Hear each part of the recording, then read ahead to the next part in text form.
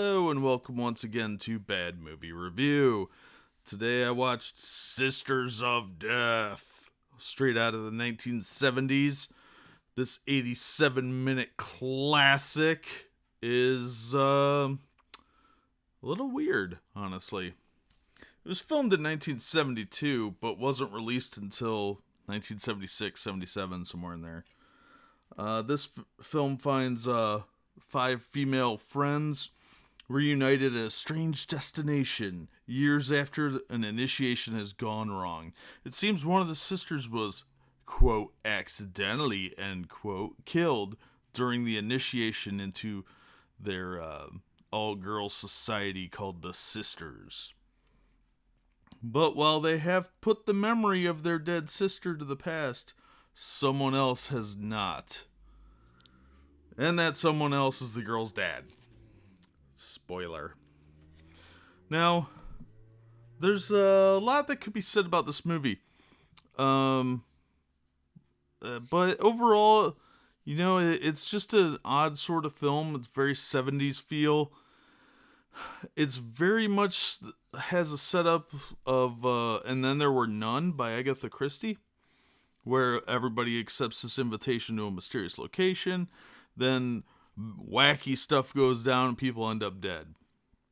Well, unlike the movie version of And Then There Were None, which was 10 Little Indians, this one is not a cinematic masterpiece.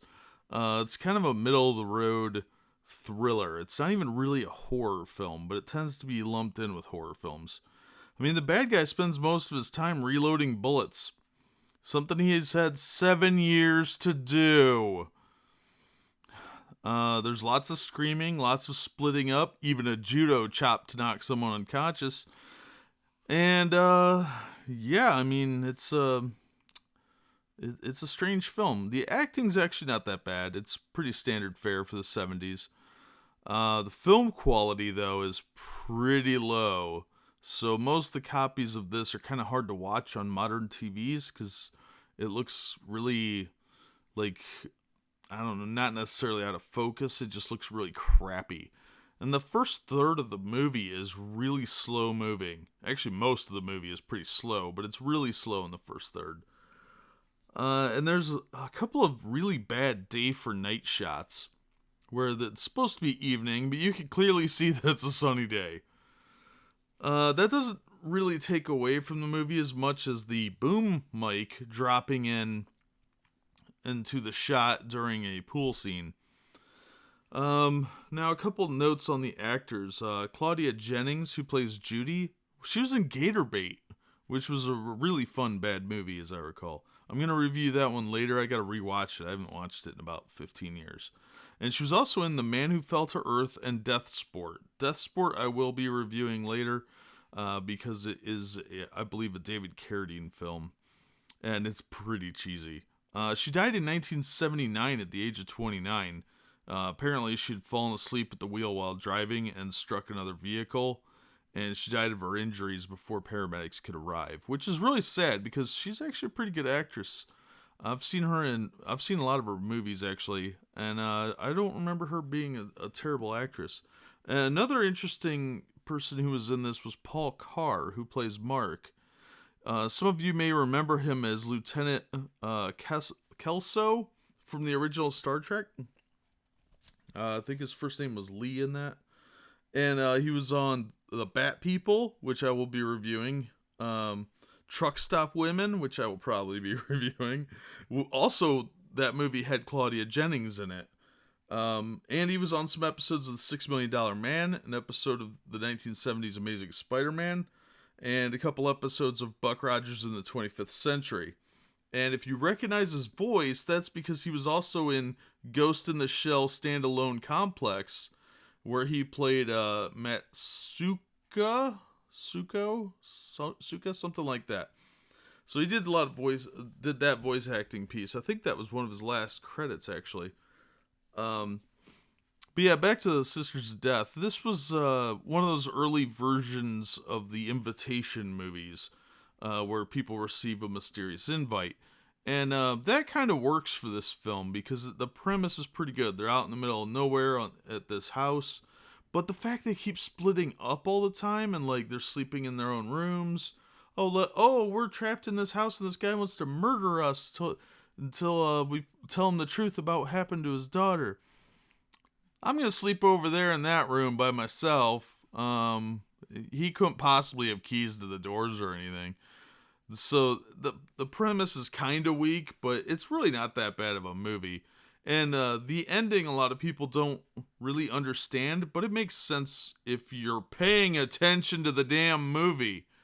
So you do find out who the real killer is and what's going on, and but yeah, it's kind of it's supposed to be like kind of a scary movie, but it's really not. And like I said, the first third's kind of slow moving, but it does kind of pick up, and I didn't feel like I wasted my time watching it. It's a middle of the road movie. It's not real great for making fun of, but as far as like historical context, it's not a bad movie. I think I own 3 copies of this because it's on a bunch of the multi-packs. The best multi-pack it's on is the Chilling Classics from Mill Creek Entertainment. And I'm starting to think they should be sponsoring this show because I review a lot of movies on a lot of their multi-packs. And I like a lot of them, quite honestly. And this one's fine. It fits in with pretty much any other thriller-type movie from the 70s. And in an era before cell phones and internet, it would be a lot more terrifying to be out at some psychopath's mansion where nobody can come help you. This type of movie probably wouldn't even get made today because the whole premise is a little cliche. But I thought they did a pretty good job with it. It's a fairly cheesy movie, but the acting's fine. The technical aspects are pretty good, except for that one boom mic and the low film quality. But overall, I wasn't my movie, but a lot of people would probably actually enjoy sitting through this as a B movie. So I would give it a recommendation based on that. It's a pretty well done movie, and it had some interesting stuff going on, but it really suffered from pacing issues and a distinct lack of nudity, which it really needed because that would have kept my interest more, and I probably would have liked it a lot more. So it wasn't for me, but it might be for some of you. So I'll give it a recommendation based on that. The technical aspects worked pretty well. And the fact that it actually had some decent actors in it. Claudia Jennings was solid, and Paul Carr is a really good actor. I've seen him in tons of stuff. He was in a lot of 70s stuff. The guy's got an impressive resume. Claudia Jennings had a lot of potential, and it's tragic that she died at such a young age. But if you liked any of these guys' other works, be sure and check this one out. It's an interesting film. The premise is pretty good. So it's worth checking out for the historical value of it, if nothing else. And it's a cheesy movie. So be sure and check it out. And we're going to leave it at that. And check out some of my other vids and see what you think. If you like what I'm saying, give us a thumbs up, like, share, subscribe, and we'll catch you next time. Thanks for listening. But to you, I really would like to take a shower. Now that you're here, I'm going to. Francie, you can't take a shower. Clybourne, no, Clybourne, I really feel icky, So I'm going to take a shower.